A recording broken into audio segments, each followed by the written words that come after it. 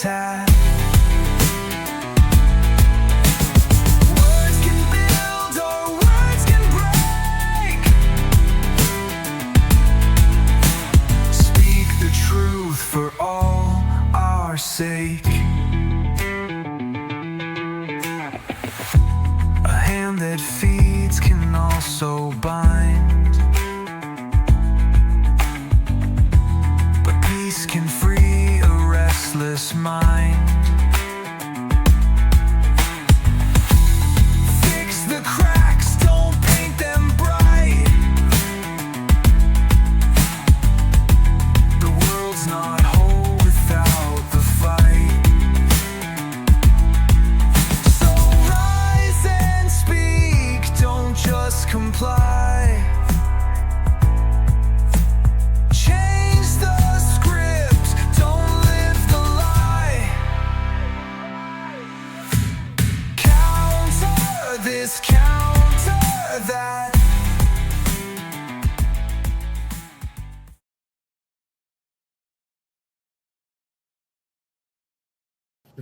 I think a lot of it is honestly it's they just don't like Trump. Well, I mean, to act like that this hasn't been the continuing thing, because I've seen posts where it's like it is 2004 and we're bombing the Middle East and we got a Republican president, and then it's like it's 1996 or whatever, and we've got a Republican president and we're bombing the Middle East, and then it's 1990, but yeah. yeah, it's like it's 2016 and there's a Republican president and we're bombing the Middle East. I'm like, wait, what about Obama? What about Biden? Because we just stopped during that? No, we did. This has been what we've been doing. This has been a continued conflict in this region, because I don't know if a lot of people realize, but there's a lot of oil in this region. There is a hot conflict going on between the Eastern school of thought and the Western school of thought in the world right now. And this has been a hot conflict since like the 50s. And we've And it's been not in a conflict with Eastern and Western schools of thought since 1917. it's not in it, yeah, and it's not just oil. Um That's More just like the specific. big thing. I know, but like from a resource standpoint, you think about the future. What is the future? AI economy. What is the fastest growing, most used fuel for AI databases? LNG, liquefied natural gas. And Iran, Qatar, however you say it, and Russia are like top three in LNG rich or in natural gas rich places. And so you gotta, that's a market that we're interested in. It's another chip in the cookie. And but that's also to fight against China. Do we want American made AI or do we want Chinese made AI where they just magically forget about Tiananmen Square?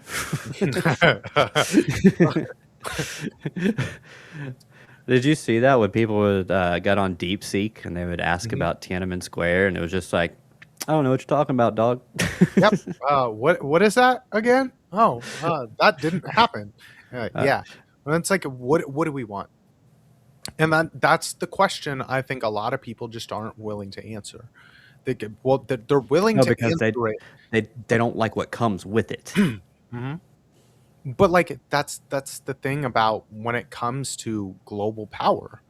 It's like all of these things aren't equal, you know. They're equal based on the meritocracy provided by the people within those. Because like our ideals are equal to China's deals when we're talking about a global footing.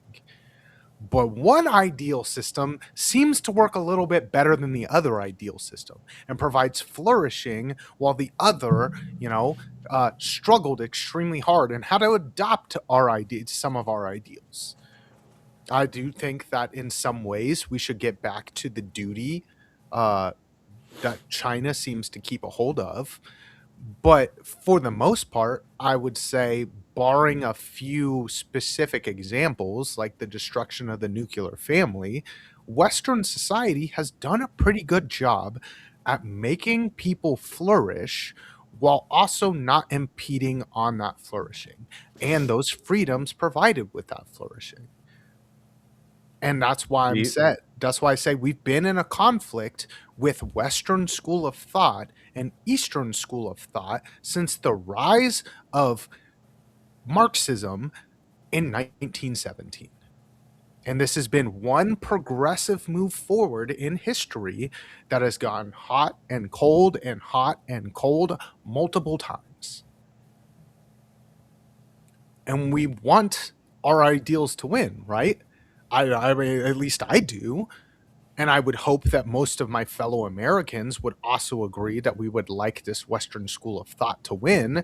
Because even if we're going to have AI and all of that, and it's going to spy on us a little bit, at least we're going to be allowed to own land and make our own food. And we're not going to be told that it's like, hey, you only get 1 cup of rice today because that's what we decided. Or, hey, you can't go travel to Hong Kong because you don't have the social credit score. Like, which one do we want to win? That's the battle. And I don't mhm. like it's not pretty. It's not going to be pretty. But like, when has name me a time in history where we've seen these massive conflicts between one school of thought, one way of living, going up against another school of thought and another way of living that has been pretty. Like, I'll wait. Just let me know in the comments if you know one, because I will challenge you to find me one. Yeah. I mean, we do it when we come together for the Olympics. Yeah. Yeah, You I mean, know, you got, I mean, and you have to commend India for, trying, you know. mhm, The whole point of, their whole military exercise is to bring adversaries together. And and I appreciate that. I appreciate them doing that. Um, it's just kind of crazy to me. It's like, how can we do these exercises with other countries? How can we do these Olympics? I guess because that's competition. mhm. But the exercises, it's like it's weird. It's weird. Like, we can come together to do these things, but when it comes to just the world stage, it's just not. You just don't get the same thing. It's just. Well, I think a lot of that though, where it was like, if we're gonna go to something like that, we're like, yeah, we're gonna size you up real quick and see how long it would really take us to take you down. I think there's Maybe. more objectives to it than just being like, we're gonna come together and we're gonna play nicey nicey. When it's like, that's just politics. That's global politics. Sometimes you got to talk out of one side of your mouth while being like, well, that person's super easy to take down in a conflict if we ever need to. But you got to hope that it doesn't get to the point. Mhm. No, But I that's think that's the ultimate goal, is yeah. to like make some sort of inroads where it's like, hopefully we never have to come to a conflict. But also at the same time, we've got the biggest military, and I don't think it's really too hard for us to be like, yeah, we sized you up. You'll take about, 6 days. I don't think. Well, not with our intelligence. I don't think you have to participate in any exercises to figure Mm, that stuff out. no. Um, no, we just It's get more the one. appearance. It's the appearance. Yeah, and it's also just India being like, we want to try and stay neutral. Mhm. And No, I because mean, they I don't. I think they kind of don't want to be China's enemy, but they also don't want to be our Well, enemy. because they're neighbors with China. Yeah, but they also they don't want to be our enemy. You know, Hmm. like, they've tried to play ball with us a little bit, make some trade deals and things like that. They like some of our ideals, and they've got China as a next door neighbor. What are you supposed to do? Is that, you kind of do have to remain neutral when you're looking at the global stage and you're like, hey, we're like the next up and coming China, and here in like 20 years we're going to have a population bigger than China's because they decided to adopt a one child policy. That's our time. This is not our time. We're going to take a back burner and just be neutral, but maybe in 20 years or so hit us back up, and we'll be your partner. Yeah, and that's a lot of things. It's like, I was having a discussion with a friend the other day who's does kind of play with conspiracy theories and stuff like that. And, I made the comment to him that, everything that happens on the world stage is planned years and even decades in advance. And he basically took that as it's all scripted. I'm just like, no. No, that's not what I mean. He's like, oh, remember when you used to talk crap to me about the everything planning out, how it's already planned out and blah blah blah. I'm like, that is not what I'm talking about, bro. I'm saying we have plans for different situations and different things, and it's not just one plan for that situation. It's several different plans for that situation. Our entire operation in Iran was planned months ahead, if not years. Years. And years. and we gather information along the way and we tweak things here and there, but we did have like an overall plan. And it's like, what is the situation?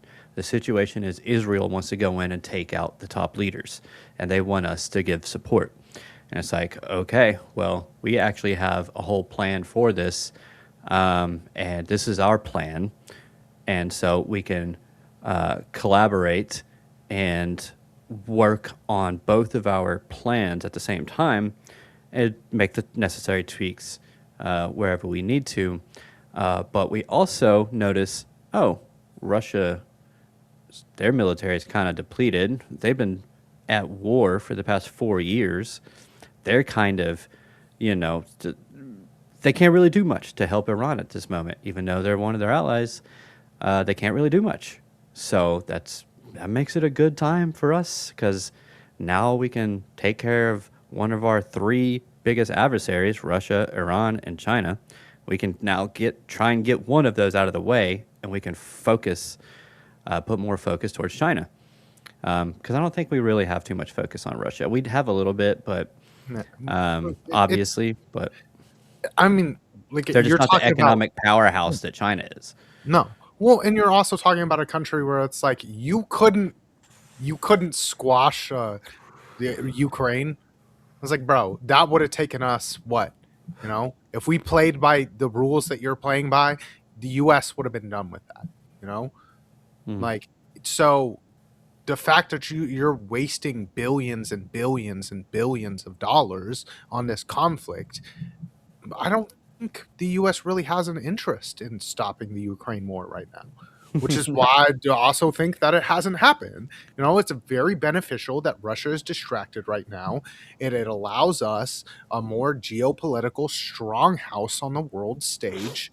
We're trying to get the EU to, be more in accordance with some of the ideals that we're trying to uphold now, and make some partnerships there, and then also keep China at bay, because China is, like we've said multiple times, is really the only other powerhouse that we have to contend with. They've got the only other AI in the world that is like going to be a big problem.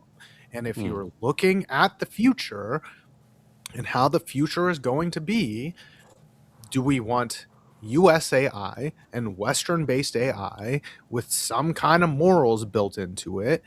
And do we want to win the AI race, get to where we need to be, and then be like, okay, well, you can't do anything about it now. Let's put some morals on this thing, blah, blah, blah. Or do you just want China to win? And do you want the whole world on a social credit score, an AI surveillance state that is run by China, and China dictates movement? Like, what do you want? And that's the real question. And we need to come together and we need to answer this question. Whether you think that all people have to, that's not the question. Because I mean, yeah, you're going to have some right to life with China, but you're also going to have a lot of restrictions. Or are we going to have more of that Western base where you have the right to life, but you also have the right to land ownership, and you have the right to food, and you have the right to health care, and all of these things are probably going to be taken care of by robots and AI?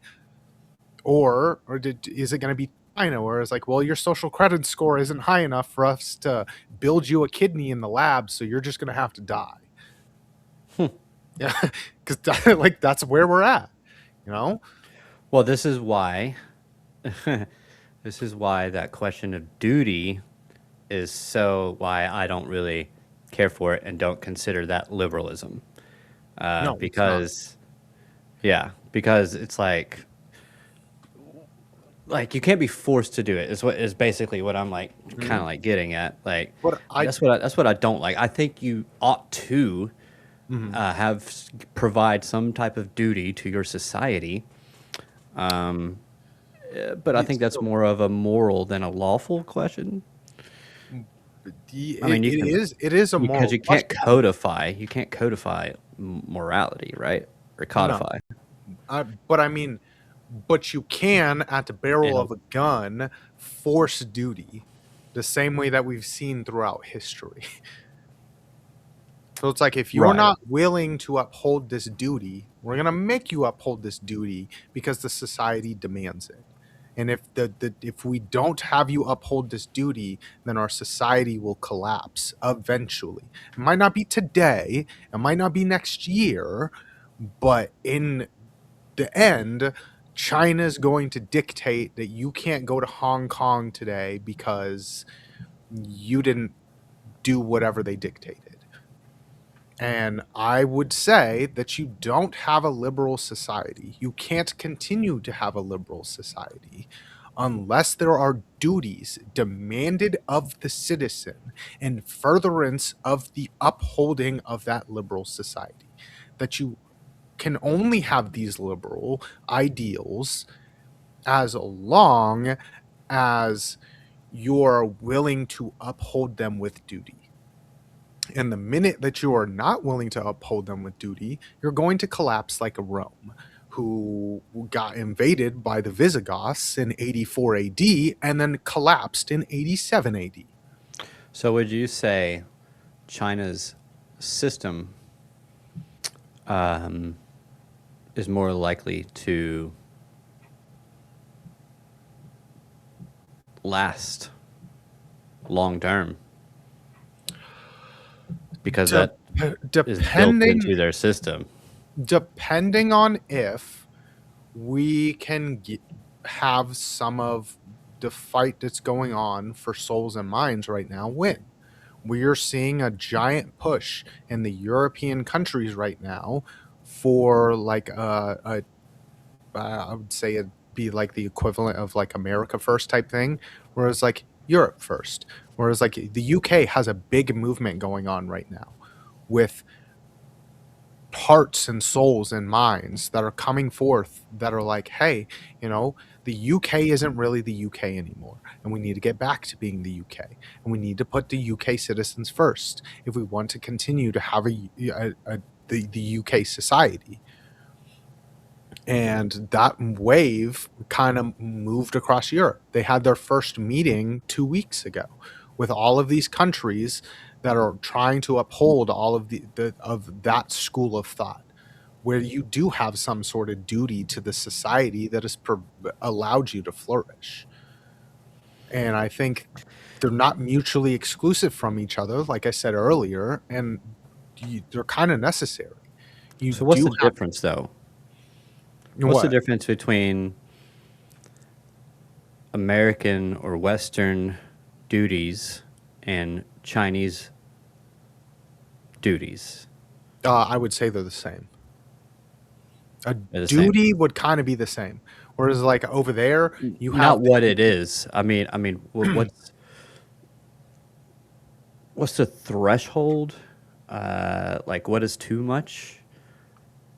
Because like a social credit score would be based on how you act within society. Mhm. So if you're not putting in your duties, you don't get as much social credit, Mhm. what have you. Um, sounds like sounds like that would be a just thing to do if you are to say that society requires a certain amount of duty, and if you're not going to participate, then you shouldn't be I granted some freedoms. I think that is only necessary if you can't have the social cohesion of pride in your country. Hmm. But if we do that, then we're the exact same as them and they win. Um, th- that's kind of the point. Mhm. It's like, um, Yeah. So it's like, are we going to, have pride again in who we are as a people and the ideals that our forefathers and ancestors have died to build? Or are we just like, yeah, we don't really care. China wins because or we're going to have to adopt Chinese policies, and we're just the same thing, so it doesn't matter who wins. hmm. That's the point. That's where we're at. We're at, which is why it's like we kind of need some of this turmoil that's going on globally to get over with so that we can get back to trying to build some sort of pride as a nation in which people do feel that obligation to have a duty to it. Well, a lot of people would say that the war is what can cause that, but a lot of people just see it as us picking on a lesser state. And it's like, well, I mean, technically, yes, but in a roundabout way, no. This is more us picking on China than anything. So, uh, um, and that's what a lot of people just don't seem to understand or don't want to contend with. I think you see a lot more of the latter than I think that plenty of people understand how this benefits us against China. I think they just don't want to contend with that No, um, because it's because it's scary hard. It's hard. and It's it's scary. Mhm. It really is because that means that the future is unknown and unpredictable as far as where we go as a country. And yeah, I mean, and that's a scary thought to have. It's like, what kind of like, because a lot of people would adopt the Chinese model um, just because just because they don't like the fact that we killed Iranians. It's like like I don't know. I don't know, man. It's because like I said, they're not proud of our country. right. And it's also That's right. easier. It's also easier to be like, well, I'm gonna shut off my brain right now, and I'm just gonna be told what to do. And like, I think more people than not in this information age that we live in are kind of more conditioned to be okay with that. But that's not the way that our Western society was based. Hmm. And I really don't want to live in a world like that where it's like, well, if I choose not to go to work this week and I can't eat the next week, that should be all on me. Not I went in and I put my 40 hours and I did the part that I needed to do to uphold society, but because I put a mean tweet online, I'm told that I can't eat this week. These things are not equal. Hmm. Yeah. I mean, I don't disagree. Um, but a lot of people would say that it's our one party, it's our system. That's how we built it, Mhm. and that's the difference between individual freedoms and state-controlled freedoms. and not state protected freedoms. Hmm. That's it's yeah. That's what we fight for. We fight for the state to protect our freedoms, not to create them, so to speak. Um, they don't say, "Hey, you have to do this," or "You can do this," or you get a lesser. If you do this, you get that social credit. I don't know. I'm losing my train of thought because my brain is in so many different things right now because we've been talking about so many different things, Oh yeah, for and I days love it. too. And I love For it. We could talk days. about it forever. If they And could see our text messages, they'd be like, "What? Why? These guys are nerds." basically, I'm just sitting there going like, okay, here's my thought, here's my idea. Let me send that to him, and then he shoots me back his counterpoint to this and to whatever thought I had, and I'm just like, yeah, but this is what I really mean, and he's like, I know what you really mean, but I don't agree. I think we have different definitions of different things, and I'm like, no, I think we have different labels for different definitions. I don't know. Yeah. It's like, then we get into semantic battles and all that stuff, and it's pretty fun. But See, you know, semantics are super important so that you don't talk past one another and you can mm, actually get to the point where we sit down and we have this conversation with full understanding of what the other person means. And I mm-hmm, think that's a big part of what's missed today. And that's a big part of why I wanted to do a show like this. Because, mm-hmm, so many people are like, hey, I can talk past you and I can make it look like I dunked on you, but I never understood a single thing that you were actually trying to say. I just mm-hmm. had to, if you say this, I say this. If you say this, I say this. If you say this, I say this. That's why oftentimes when we're like in the middle of a conversation, it doesn't seem like it's really getting anywhere. That's when I will start to be like, okay, well, define what you mean by this. Hmm. Like, tell me exactly what you thought was the problem with Rome back then, like, and how that relates to today, instead of just being stuck because it's like I know you understand what I'm saying, and you know that I understand what you're saying, but we're like still like going back and forth, and it's just like, okay, well, let's just move this conversation to where we're actually trying to have it, and You you talked know, about liberalism with the big L. And when I was talking about liberalism when it comes to Rome, I'm talking about it with like the little L and the mhm, movement. exactly. That's Yeah. pretty much it, and that's what we're. Yeah. I mean, that's exactly it. 100%. That's it right there. And I'm like, it's like, yeah, it came to be, like it pulled from this, but I'm like, I'm talking about a specific thing, and you're like, yeah, but it all comes into that one thing, and I'm just like, yeah, I get that, but it's not that thing. It's like, No, I was like, we don't disagree on that. But I'm saying at the time of history, if you looked at how everything else ran, nowhere else in the entire world were they like, yeah, bro, you're a land owning person. You can have a say in your governance. Every other place was like, yeah, this is how it's going to be. And if you don't do it, I'm just going to murder you with my army. yeah. And then, So, we get into other stuff about, it's not just, liberalism or liberal thought that brought down Rome. It's, hmm, economic stuff, military stuff, currency stuff. Like, it's all different kinds of things. And a lot of it is overstretch, which is pretty much the core argument.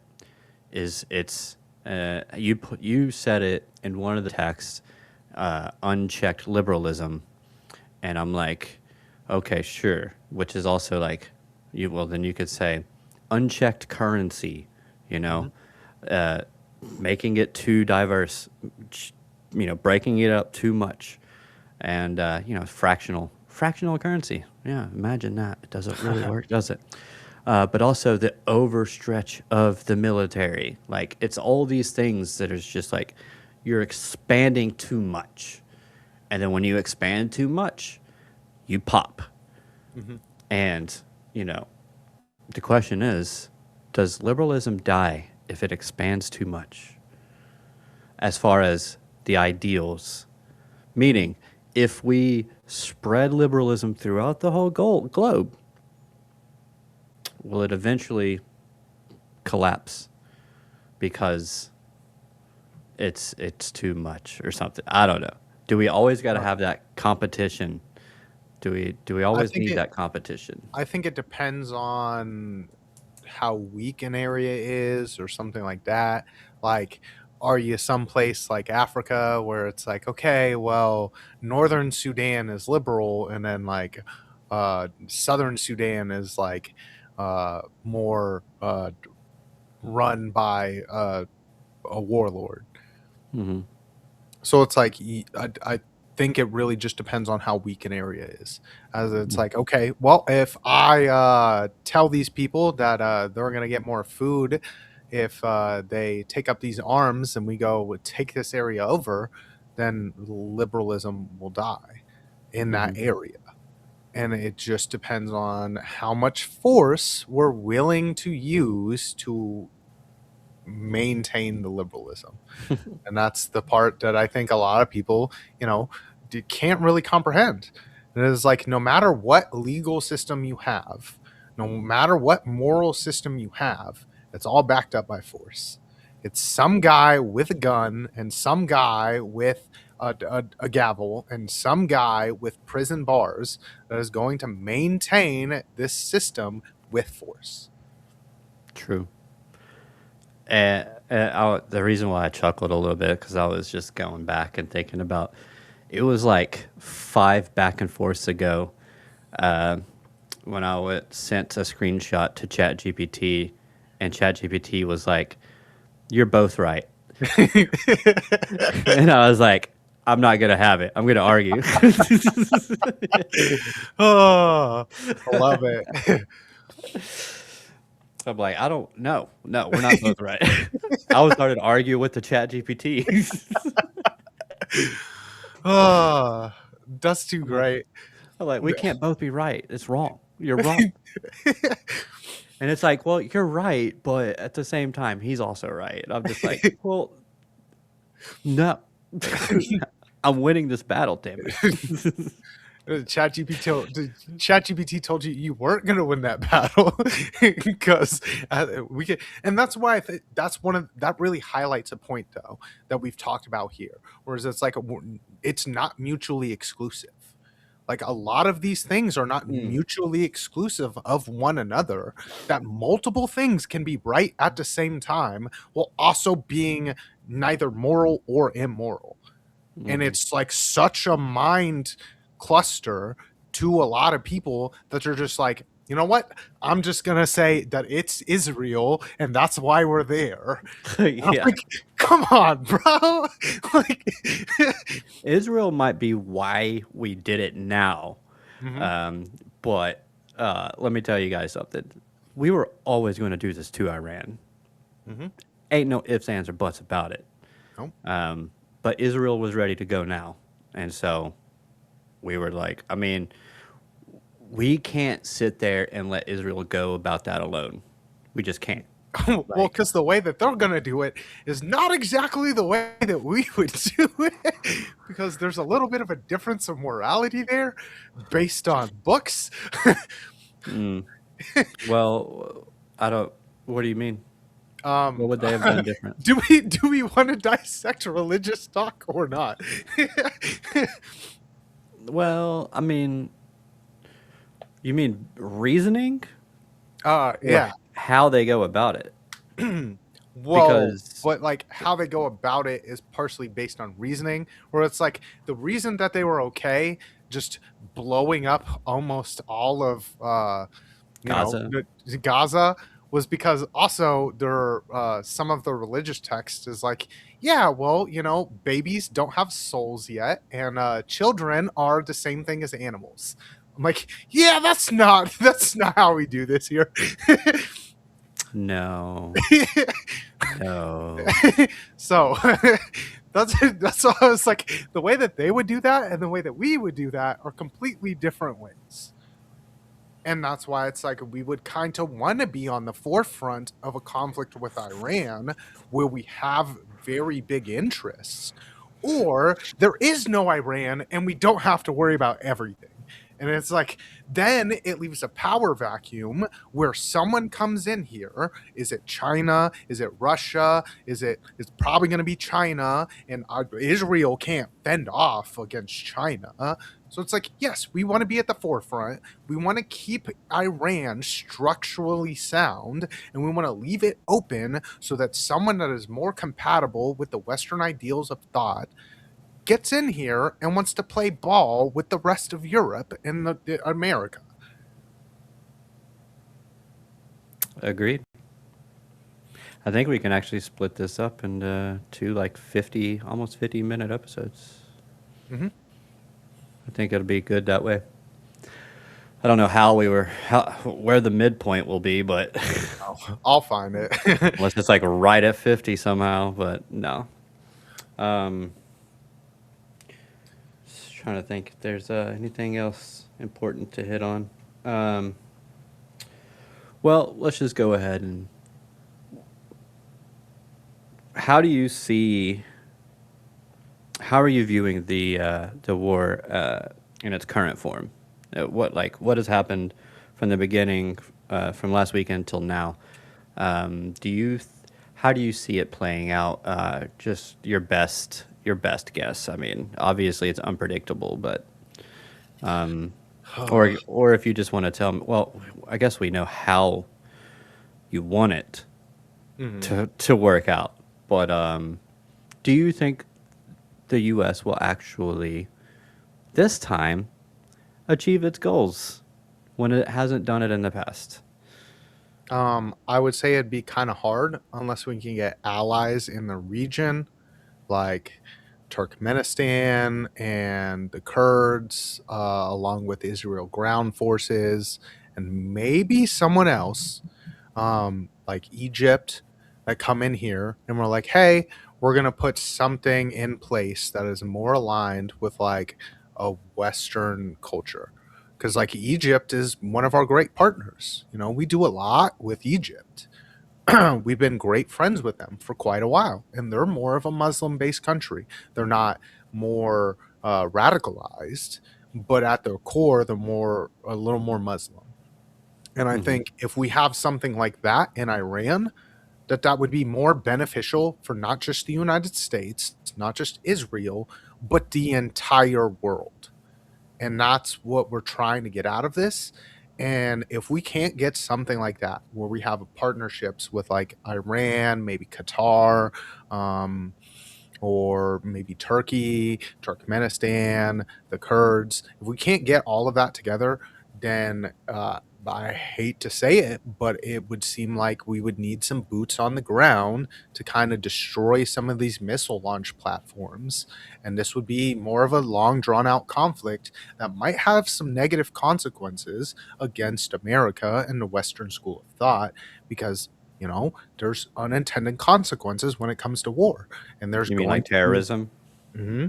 Well, there's that, and there's the unintended deaths of civilians in the country, which would also kind of further all of that. We've seen the uptick of what's been going on so far, and it's just been a week. And imagine what it would be like if we put boots on the ground there. So we need something like the Kurds in Turkmenistan and maybe Turkey, Egypt, something like that. Trump just told the Kurds to hold off. I know.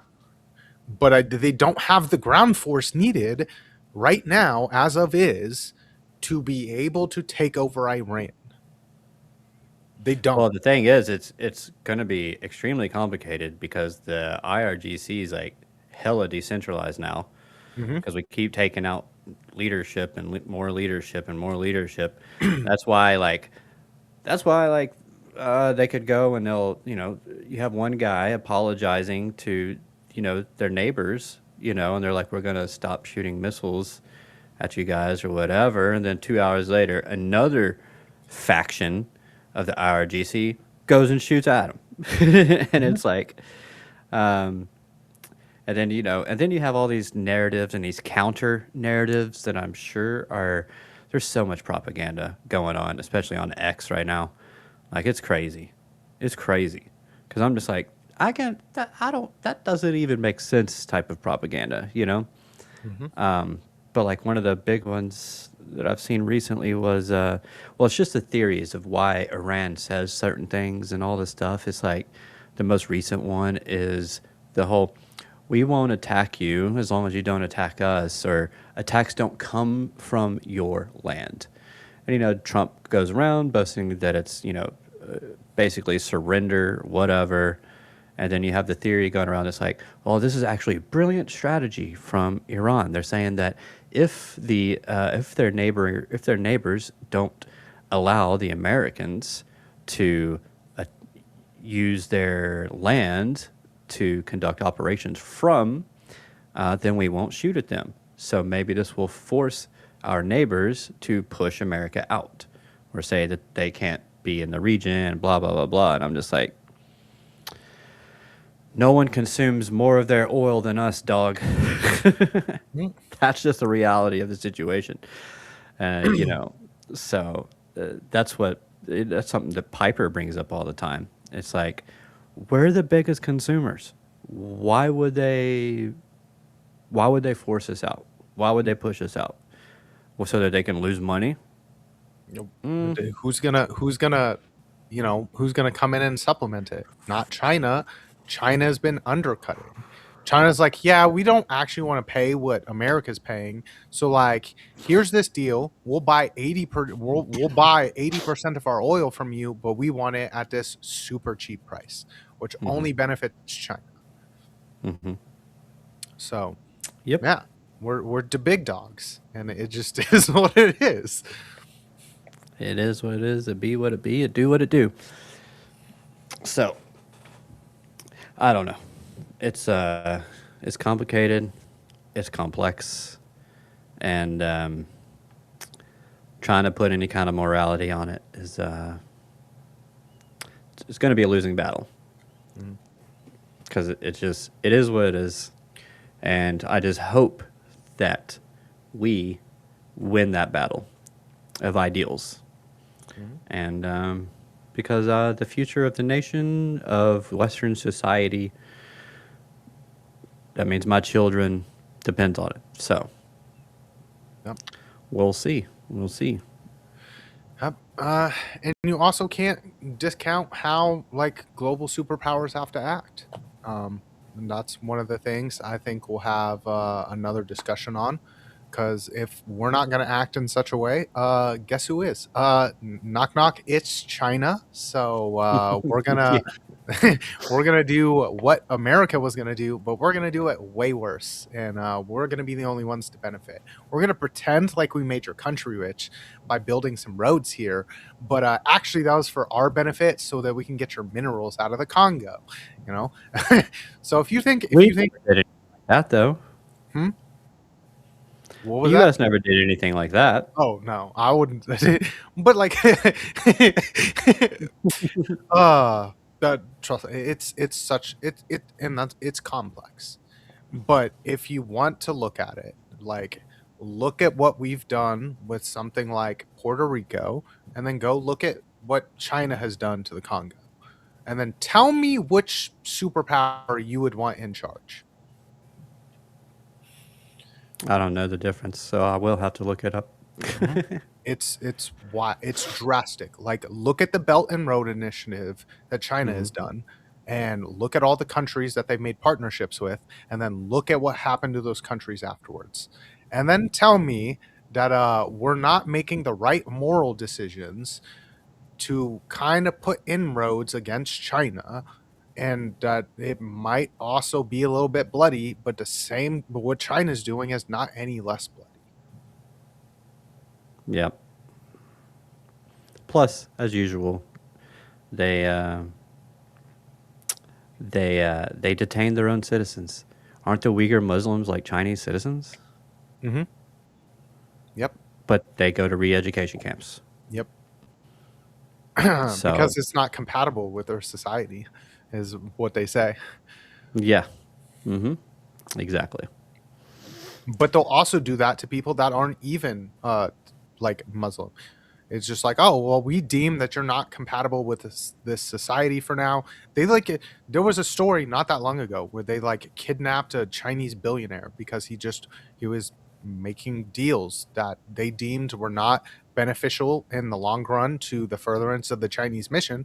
Kidnapped him, disappeared him for like 5 years. He worked at a labor camp, and then just randomly they let him go. And he came to America where his wife has fled. So, like, that's the story that happens all the time in China. At least we don't do that. There's complaints to be made about America. We're not perfect, but at least we don't disappear our own citizens and then 5 years later release them from labor camps starving. That we know of. That we know of.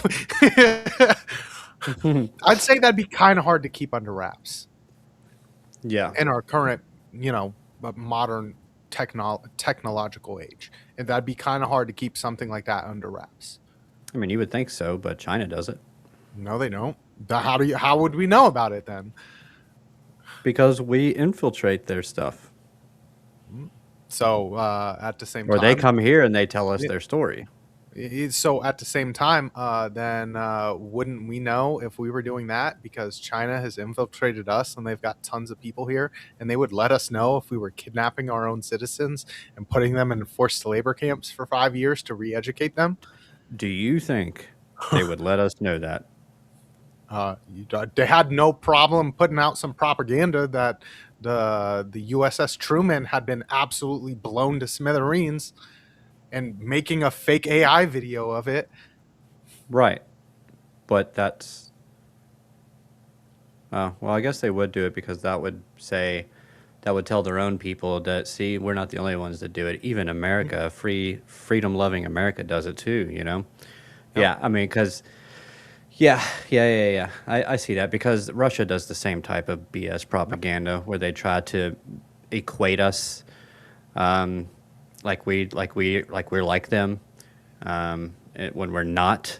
It's just like, that's the propaganda information war, man. It's crazy. It's crazy. Well, but name me another world superpower that it's like, hey, so we're for free speech. We're so much for free speech that we realize your country will not let you access information, so we're going to make a portal for your country in which they can access that information.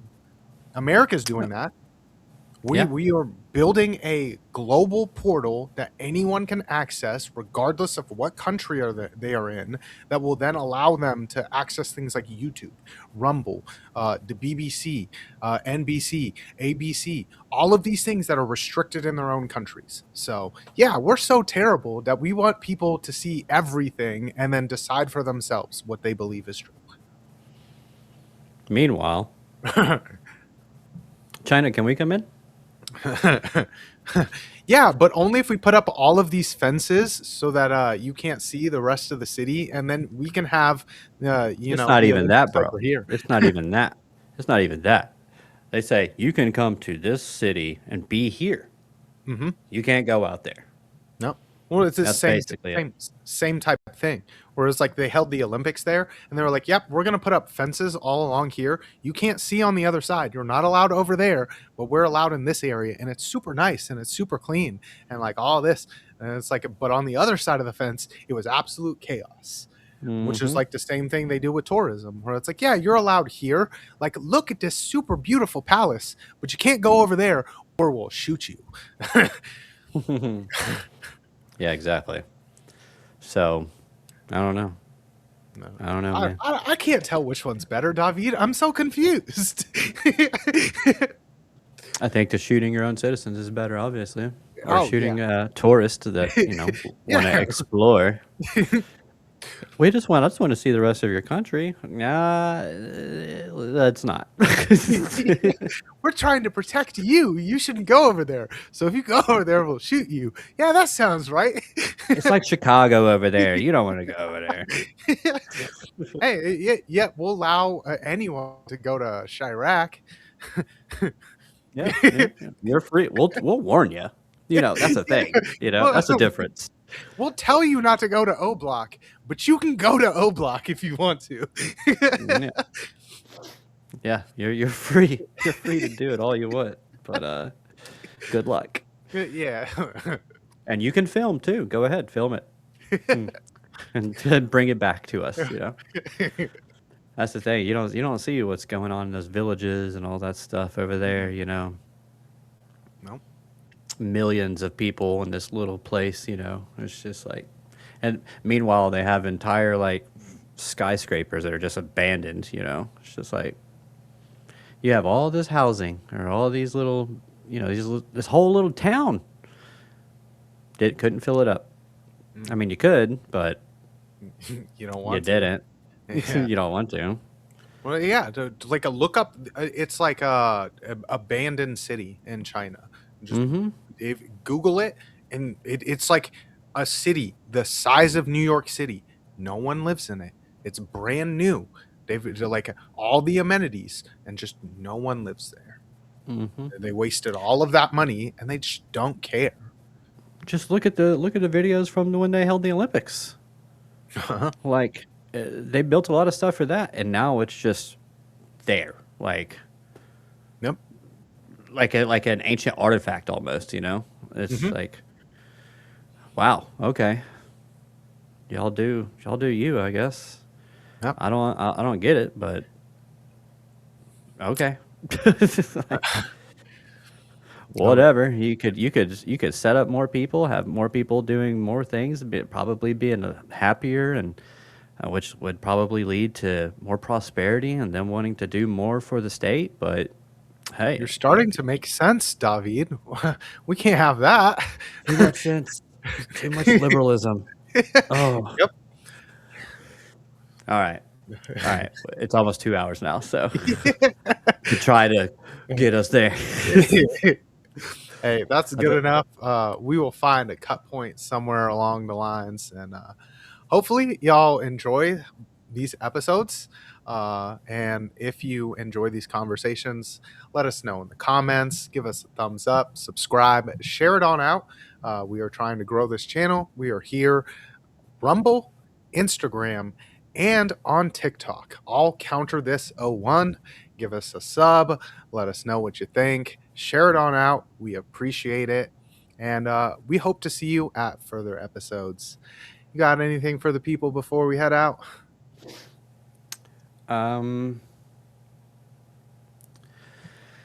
Good luck. And God bless.